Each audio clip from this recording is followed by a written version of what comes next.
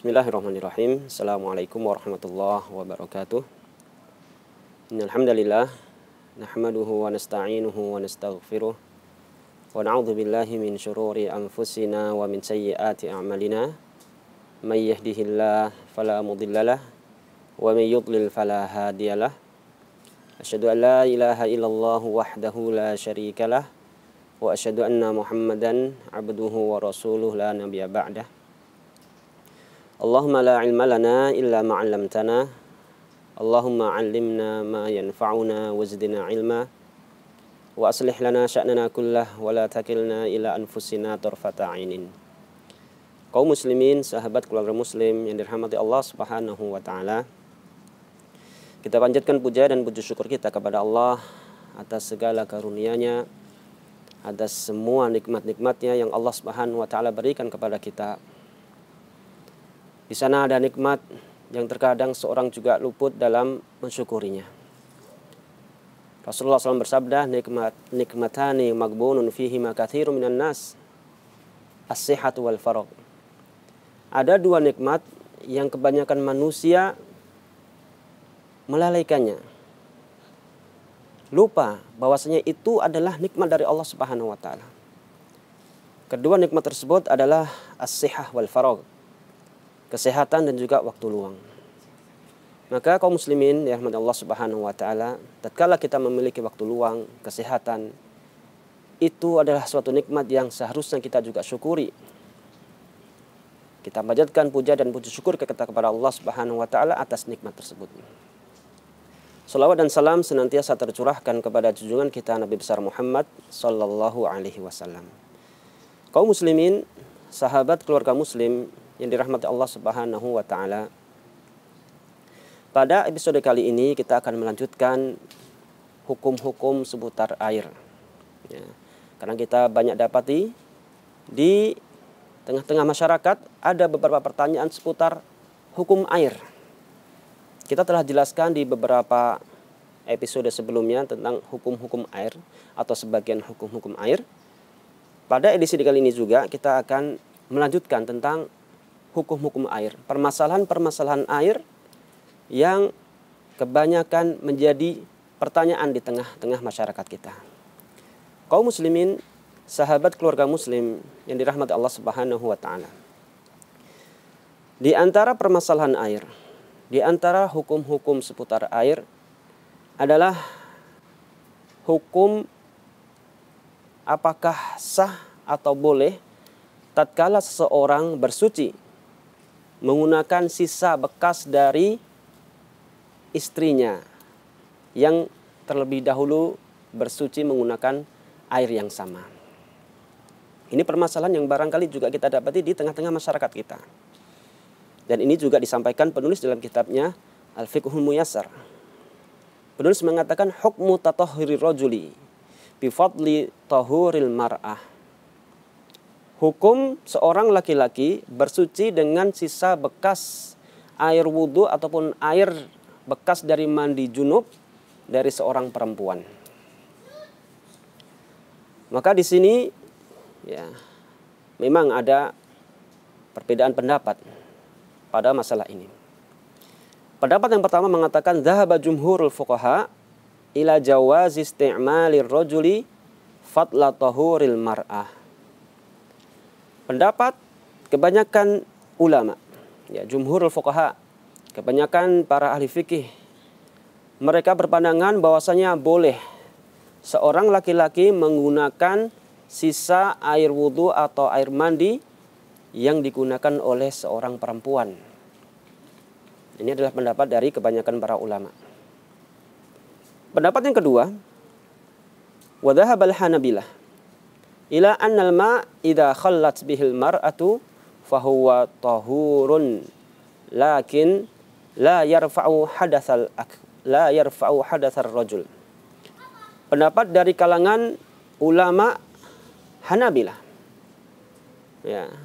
Mereka mengatakan bahwasanya tatkala air dipakai sendiri oleh seorang perempuan, maka dia airnya suci tapi tidak mampu ya dan tidak bisa dipakai untuk mengangkat hadas seorang laki-laki.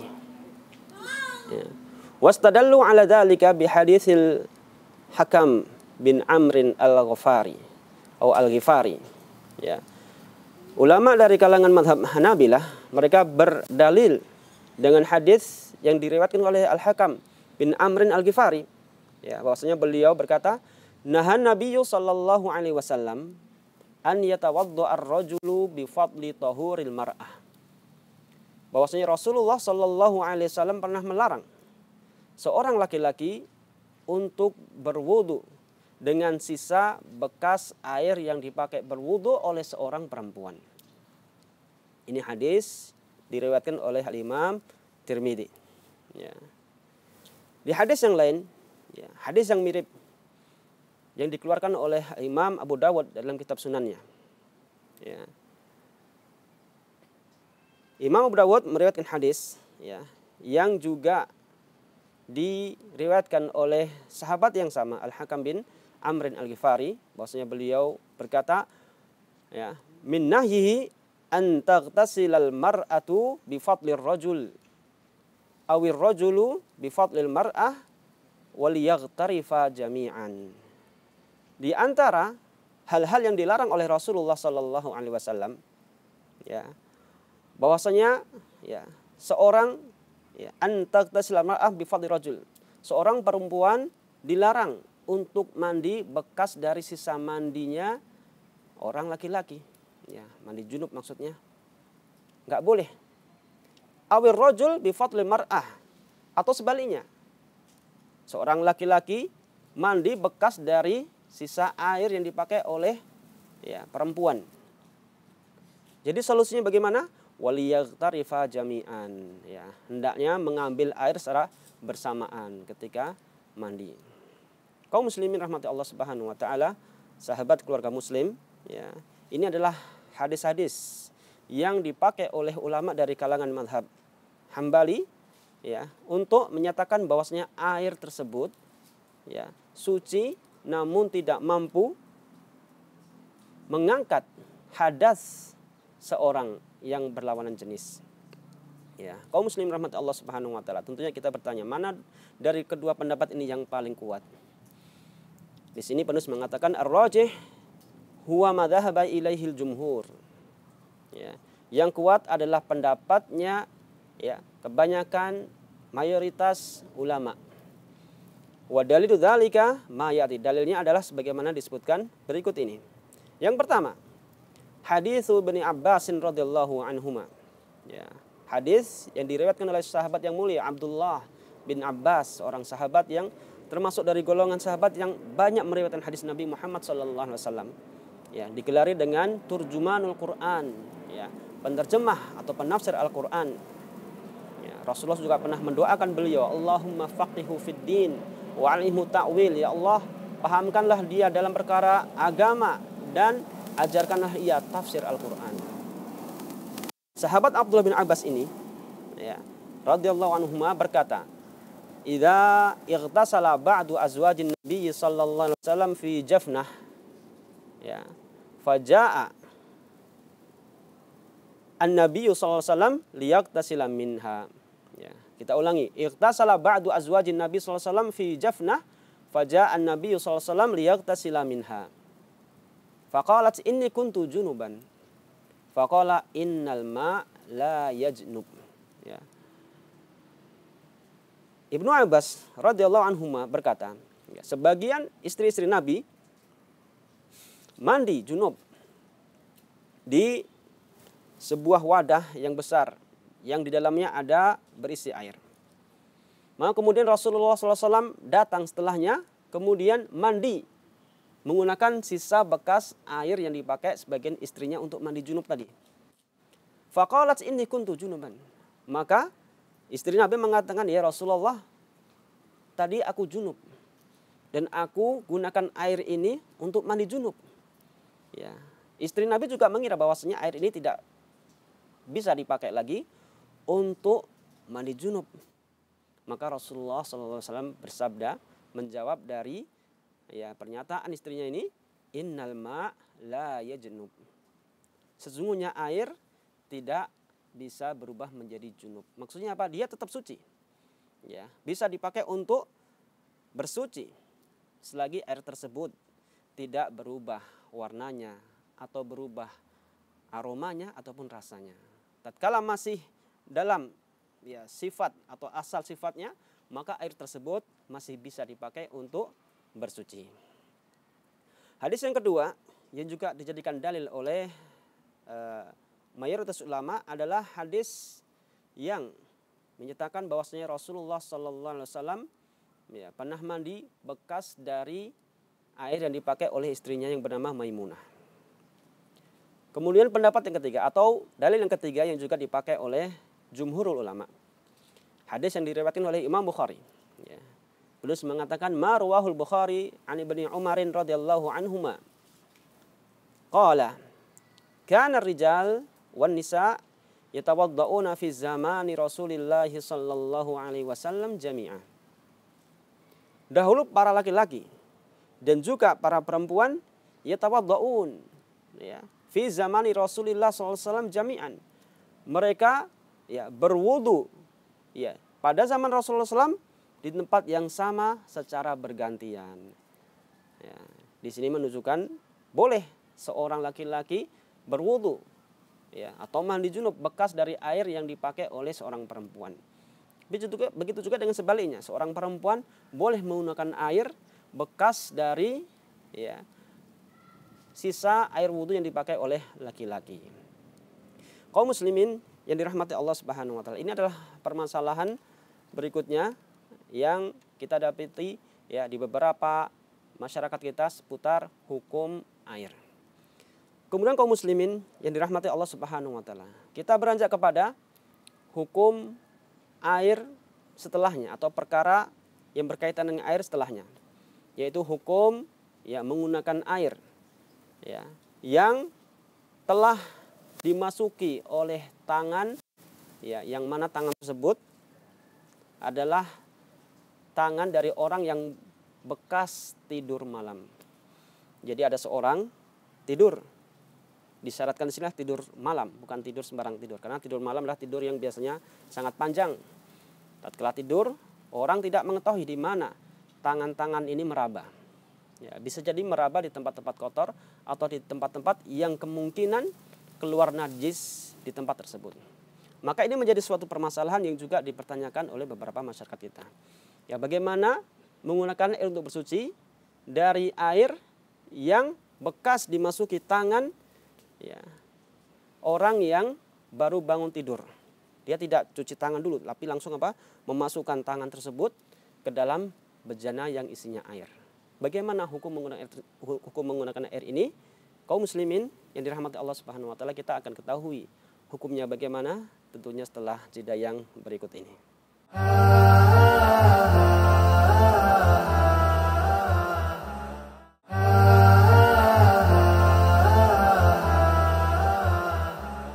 Bismillah, alhamdulillah, wassalatu wassalamu ala Rasulillah wa ala alihi wa ashabihi wa man wala. Asyhadu an la ilaha illallah wahdahu la syarikalah wa asyhadu anna Muhammadan abduhu wa rasuluh la nabiyya ba'dah ma ba'd. Kaum muslimin, sahabat keluarga muslim yang dirahmati Allah Subhanahu wa taala, kita lanjutkan tentang permasalahan seputar air. Di segmen yang pertama tadi telah kita singgung pertanyaan seputar bagaimana menggunakan air bekas dari orang yang bangun tidur. Dia belum mencuci tangannya terlebih dahulu, habis itu dia masukkan ke dalam bejana yang berisi air. Hukum air ini bagaimana? Apakah dia bisa dipakai untuk bersuci atau tidak? Kaum muslimin dirahmati Allah Subhanahu wa taala, sebelum kita menjawab pertanyaan ini, kita ingin singgung bahwasanya di sana ada hadis dari Rasulullah sallallahu alaihi wasallam yang mana Rasulullah sallallahu alaihi wasallam memerintahkan kita untuk mencuci tangan kita setelah kita bangun dari tidur kita. Rasulullah sallallahu alaihi wasallam pernah bersabda, "Idza istayqadha ahadukum min naumihi fala yaghmis yadahu fil ina'i hatta yaghtasilaha aw hatta yaghsilaha thalathan fa innahu la yadri aina batat yaduh." Rasulullah SAW pernah bersabda, apabila salah seorang di antara kalian bangun dari tidur, maka hendaklah dia jangan memasukkan tangannya ke dalam bejana yang berisi air sampai dia mencucinya terlebih dahulu sebanyak 3 kali. Kenapa demikian? Rasulullah bersabda, fa innahu la yadri aina batat yaduh. Karena dia tidak mengetahui di mana tangannya menginap semalam itu. Kaum muslimin rahmati Allah Subhanahu wa taala, ya. Tidur, ya, yang disebutkan dalam hadis ini adalah tidur malam. Tidak masuk di sini adalah tidur siang atau tidur sebentar. Ya, tidur malam yang mana membutuhkan waktu lama. Dan tatkala seorang tidur malam, dia tidak mengetahui, ya, di mana tangan ini meraba. Apakah meraba di daerah-daerah yang, ya, berkemungkinan keluar najis di situ atau tidak? Ya.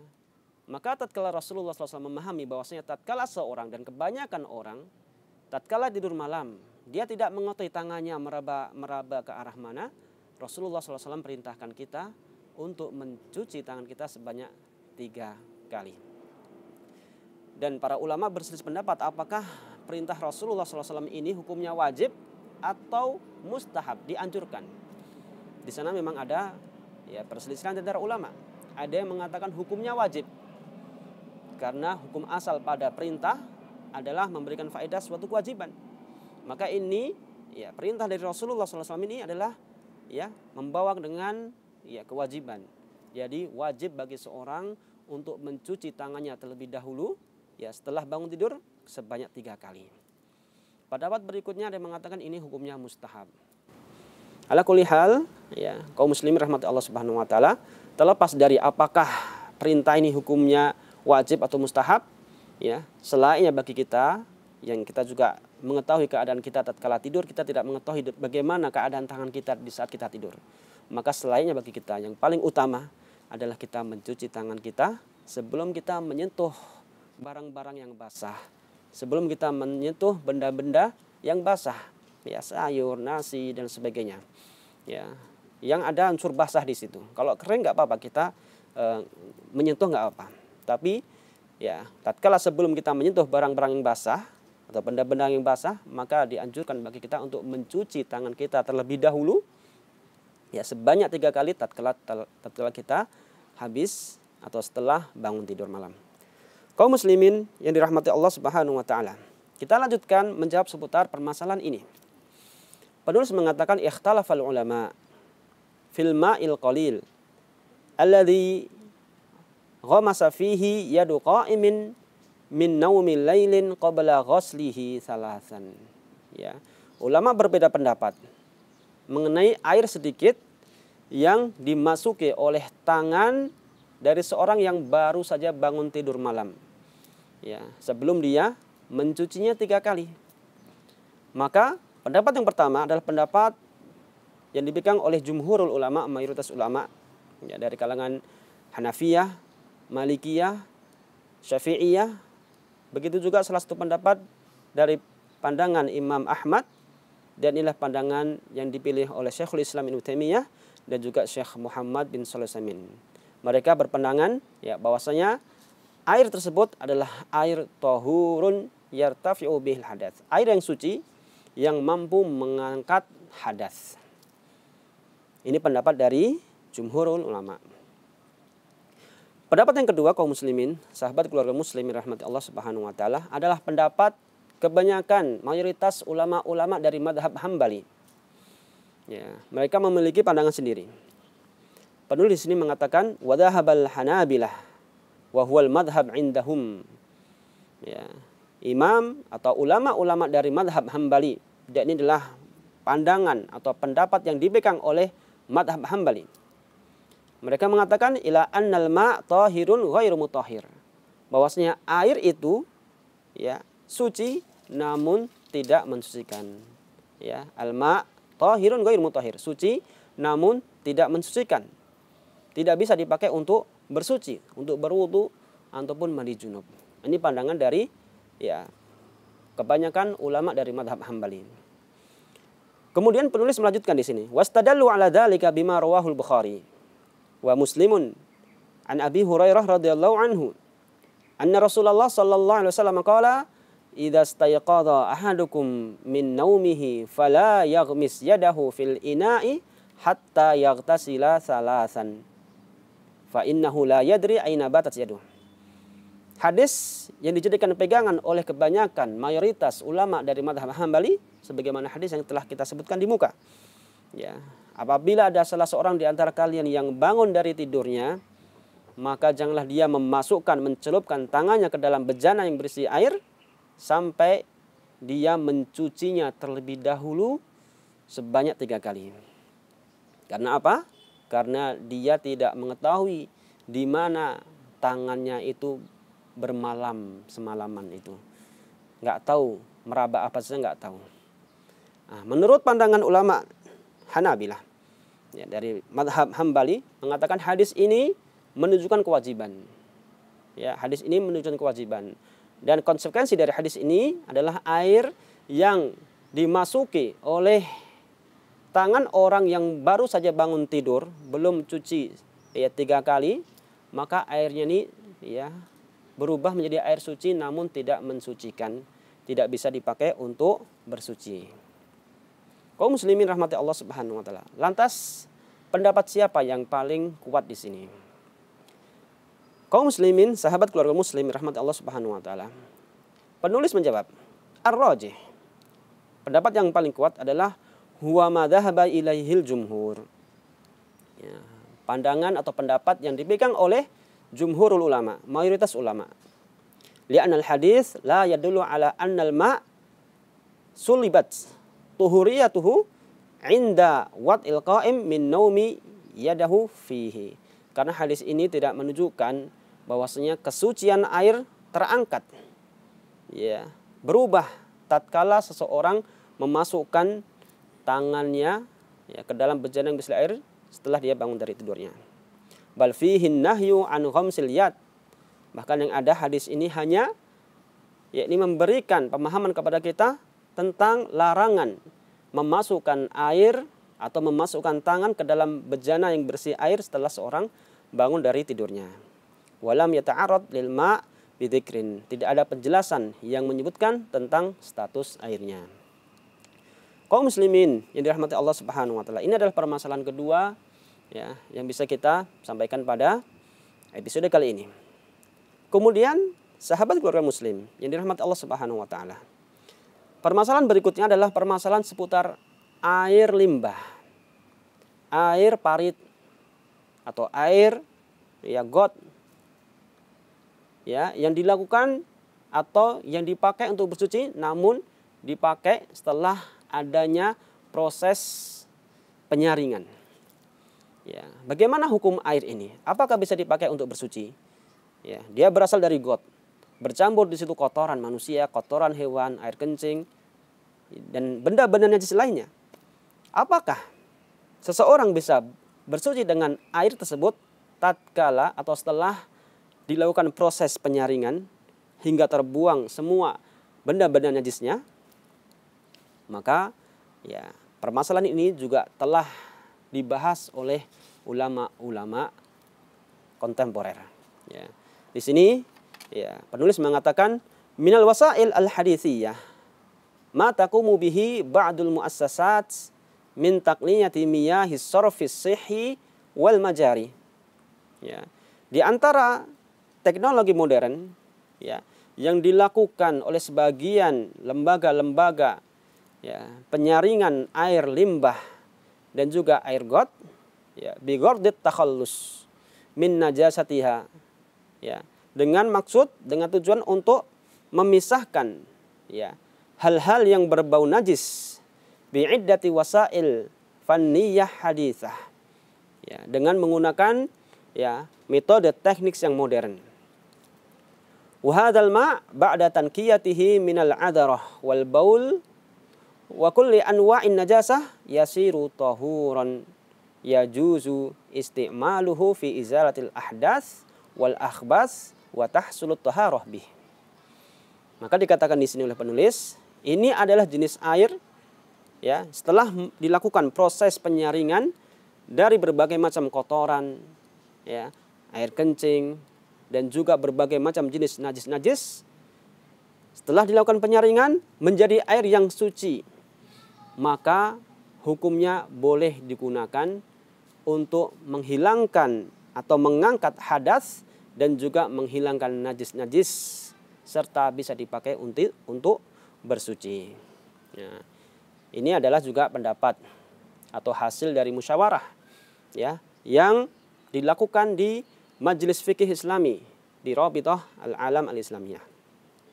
Kaum muslimin yang dirahmati Allah Subhanahu wa taala. Itu adalah perkara ketiga, ya, seputar hukum-hukum air yang terkadang kita dapati di kehidupan kita. Kemudian kaum muslimin, sahabat keluarga muslim, permasalahan berikutnya adalah permasalahan seputar air, ya, yang dia menjadi hangat atau panas disebabkan karena apa? Karena terik matahari. Ya, terkadang kita dapati air di masjid, ya, atau air bahkan di rumah yang dia ditampung di penampungan air, di tangki air. Di siang hari yang terik, ya, matahari menyinari tangki tersebut menjadikan air tersebut menjadi panas. Ini disebut dengan air musyammas. Apa hukumnya? Insya Allah kita akan bahas setelah jeda yang berikut ini.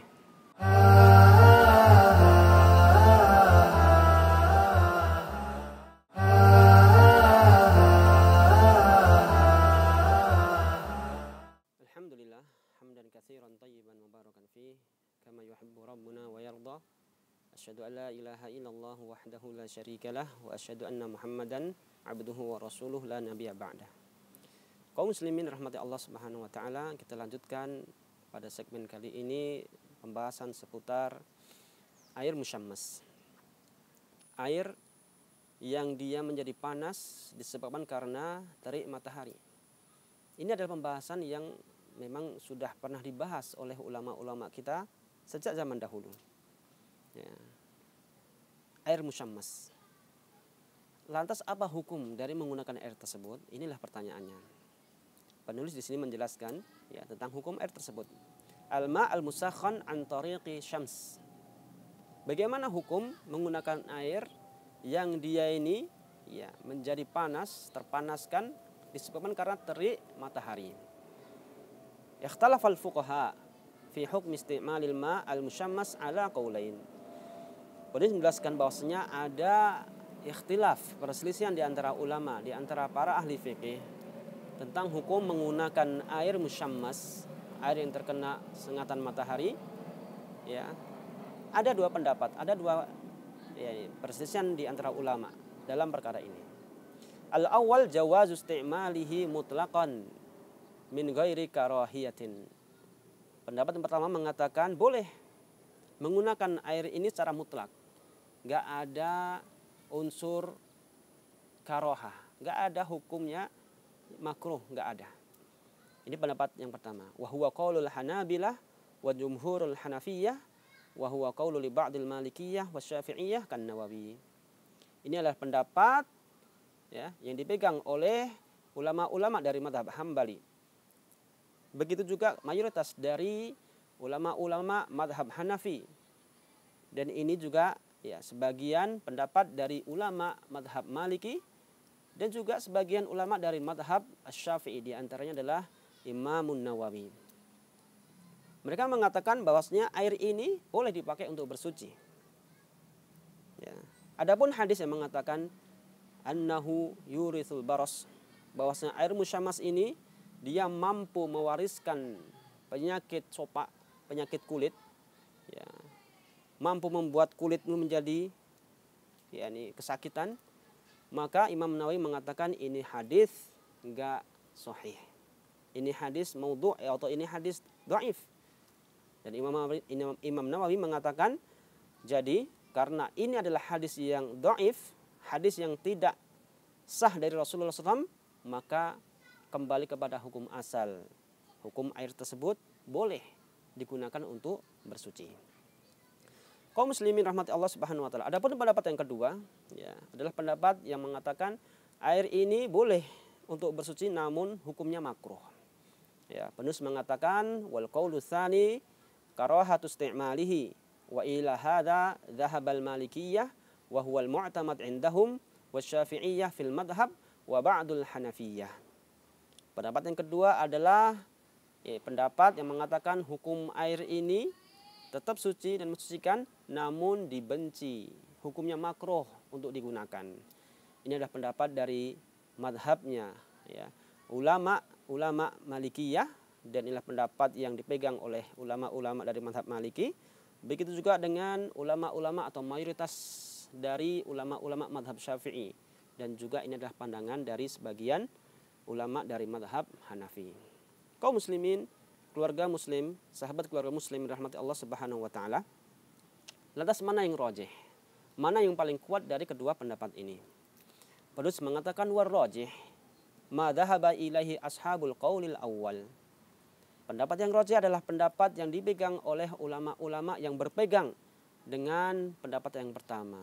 Ini pendapat yang mengatakan air tersebut suci secara mutlak, tidak dihukumi makruh tatkala menggunakannya untuk bersuci.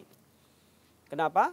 Di sini disebutkan li dha'fi adillati ashabil qauli tsani, karena apa? Dalil-dalil yang dipakai oleh pendapat yang kedua, dalilnya dhaif sebagaimana telah kita sebutkan tadi. Ya, di antara dalilnya adalah innahu yurithul baros, bahwasanya air tersebut, air musyammas ini, yakni membuat penyakit kulit. Ini hadisnya dhaif. Wa li annal karahata tahtaju ila dalilin wala dalilahuna al karahah. Dan sesungguhnya tatkala seorang mengatakan ini hukumnya makruh, maka seharusnya dia bisa mendatangkan dalil, dan tidak ada dalil yang mendukung pernyataan tersebut. Kaum muslimin yang dirahmati Allah Subhanahu wa taala. Kemudian kita lanjutkan kepada permasalahan berikutnya seputar hukum air. Permasalahan berikutnya adalah seputar hukum menggunakan air zam-zam untuk bersuci. Air zam-zam telah kita ketahui bersama, air yang diberkahi. Rasulullah SAW pernah bersabda, innaha mubarakatun, innaha tu'amu tu'min, wa shifa'u saqmin. Ya, Rasulullah pernah bersabda, sesungguhnya air zam-zam adalah air yang diberkahi. Dan dia adalah air ya, yang membuat kenyang. Ya, dan juga mampu menyembuhkan dengan izin Allah segala macam penyakit. Bahkan Rasulullah SAW sendiri pernah minum air zam-zam dan bertabaruk dengan air tersebut. Tatkala minum, Rasulullah SAW berdoa, Allahumma inni as'aluka ilman nafi'ah wa rizqan wasi'ah wa shifaan min kulli da'in. Ya Allah, ya, dengan meminum air zam-zam ini, aku memohon kepadamu agar kiranya engkau ya, berikan karunia kepadaku berupa ilmu yang bermanfaat, wa rizqan wasi'ah, dan rizki yang luas, wa shifaan min kulli da'in, dan menyembuhkan ya, dengan meminum air ini dengan izin-Mu ya Allah, menyembuhkan dari berbagai macam penyakit. Ini juga dilakukan oleh ulama-ulama zaman dahulu tatkala mereka mengetahui keberkahan dari air zam-zam ini. Ya, sebagai bentuk mengikuti apa yang Rasulullah SAW lakukan. Sebut saja Al-Imam Ibnu Hajar Al-Asqalani rahimahullah ta'ala. Beliau sebelum meminum air zam-zam, beliau juga berdoa dengan doa yang mirip ya, yang didoakan oleh Rasulullah SAW, yang disebut oleh Rasulullah SAW. Ya, Imam Ibnu Hajar mengatakan, Allahumma zukna ilman nafi'a waj'alni min ulama'il ummah. Ya Allah, dengan meminum air ini, ya, aku berdoa kepadamu agar kiranya engkau memberiku karunia berupa ilmu yang bermanfaat, dan juga jadikanlah aku sebagai orang yang termasuk dari ulama-ulama umat ini. Dan kaum muslimin rahmat Allah Subhanahu wa taala, Rasulullah bersabda, ma'u zamzam lima syuribalah, air zam-zam sesuai dengan kehendak orang yang meminumnya. Maka tatkala seorang ya, meminum air zam-zam ya, dengan maksud untuk memberikan suatu manfaat, ya, dia yakin Allah Subhanahu wa taala akan memberikan manfaat melalui air zam-zam ini, maka insya Allah segala macam ya, kebutuhannya, harapannya akan dikabulkan oleh Allah Subhanahu wa taala. Kaum muslimin yang dirahmati Allah Subhanahu wa taala. Kembali kita kepada permasalahan ya, penggunaan air zam-zam untuk bersuci, apa hukumnya? Ya, penulis mengatakan ma'u zam-zam wa hukmu istimalihi lit-taharah. Air zam-zam dan hukum menggunakannya untuk bersuci.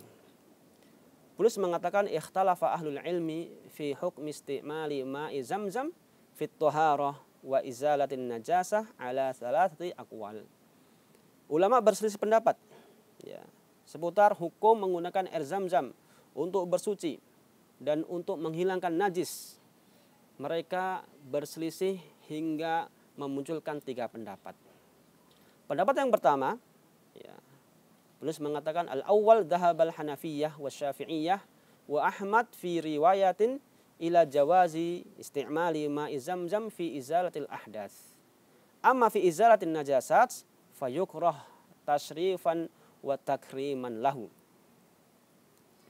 Pendapat yang pertama mengatakan ya, ulama-ulama dari madhab Hanafi dan juga dari madhab Syafi'i, begitu juga salah satu riwayat dari Imam Ahmad, mereka mengatakan boleh menggunakan air zam-zam untuk menghilangkan ahdas atau untuk mengangkat hadas.